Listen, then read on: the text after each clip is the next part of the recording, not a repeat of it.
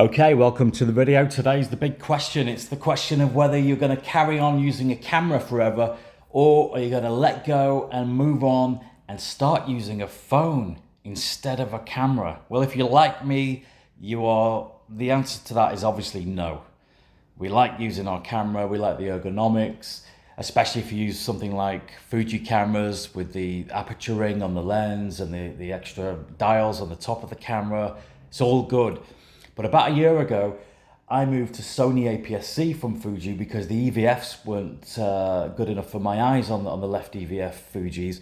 And that kind of opened my eyes a bit because I was happy to move. I didn't miss those extra controls on the Fuji. And I thought, well, if I've gone this step, maybe I can go another step, which is to using a phone.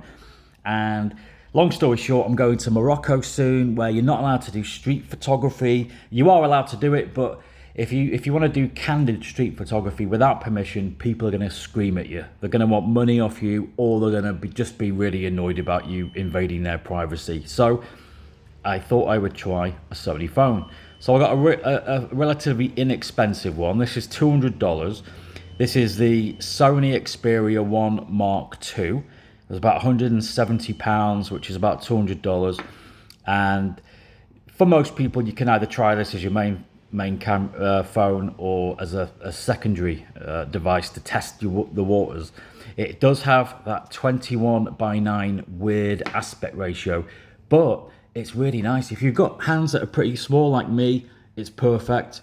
It fits beautifully in my hands. I really can't use my old phone now, so I've sold it within about 2 weeks of getting this. I sold it. And I'm Team Sony now. I'm definitely on board with these.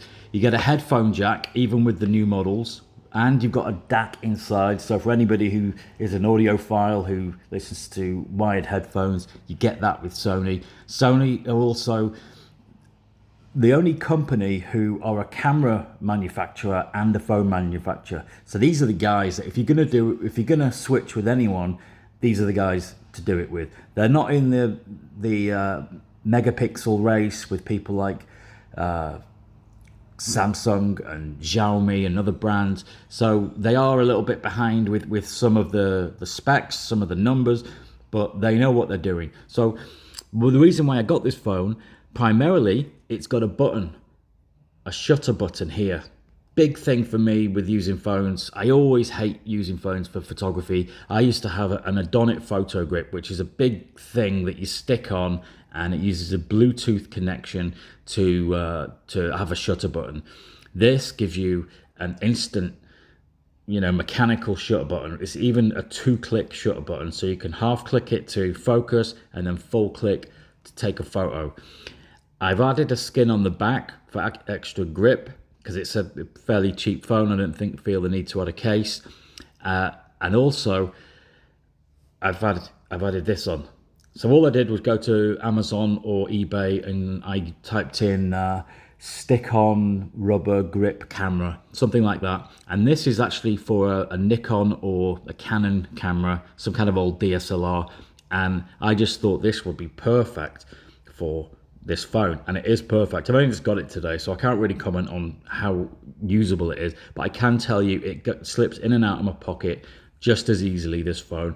It's really slim, and the idea, of course, is that this is going to be a little finger grip, and then I'm going to use my thumb up here on the shutter button.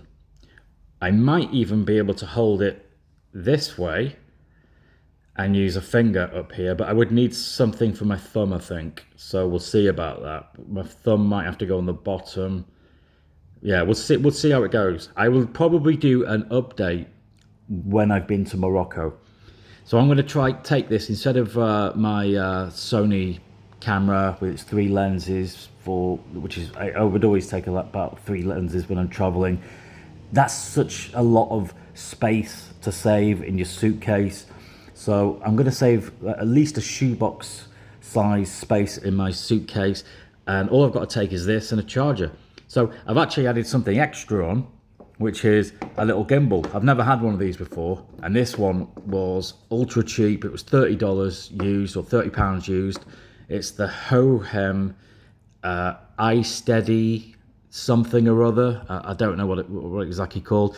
It was dead cheap, perfect condition, used, and I'm going to try a bit of vlogging or whatever while I'm there. I don't know if I'll even use it, but whatever. It's really small, and it's still going to be much smaller than carrying around a camera and all the lenses and whatnot that you need when you take a proper camera with you. So that's a little optional extra. Because I'm saving so much space, I can take that as well. But the main thing is having a shutter button and a bit of a grip, so that, you know, I feel like I've got like it's almost like a compact camera. That's the deal with this thing.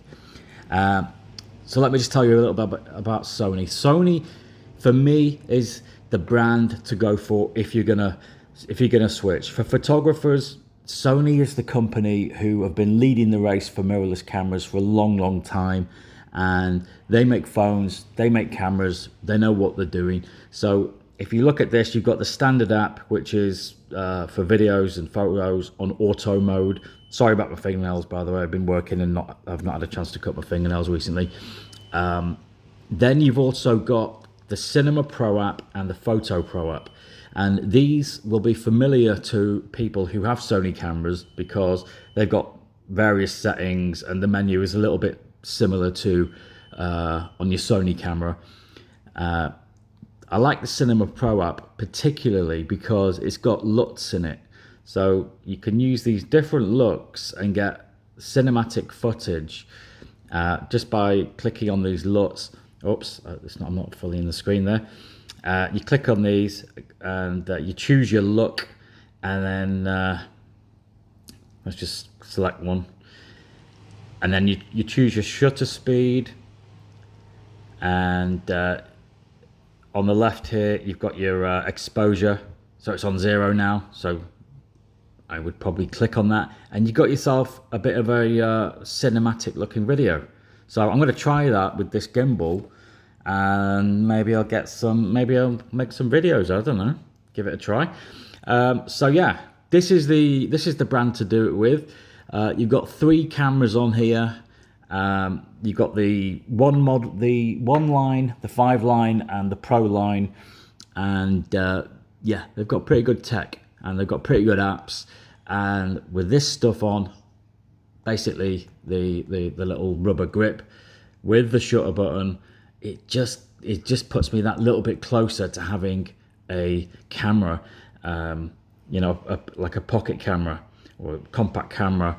So I'm going to give it a try in Morocco. I'm going to do street photography there. I'm going to do general travel photography as well there. I'm going to leave my camera at home. I'm going to see how it goes, and I think it's going to be okay. I'm going to do an update video once I've been, or whilst I'm there. But I can say in the past few weeks that I've had this phone, I've never taken so many photos and shared them instantly and edited them instantly as I have with this Sony. There's just something about it. It's much more usable. So this could be the future for you. Open your mind to the 21:9 aspect ratio. It's a pretty interesting aspect ratio. It's very comfortable for your pocket.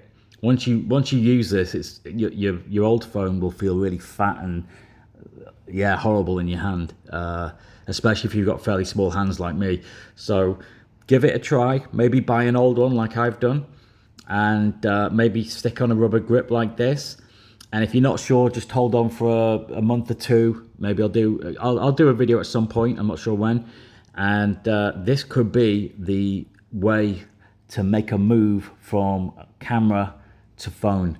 One day it's going to happen. We're not quite there with the tech yet. You know, they've still not got amazing cameras in here, but we're getting there. We're gradually getting there, and this could be the step. So stay tuned.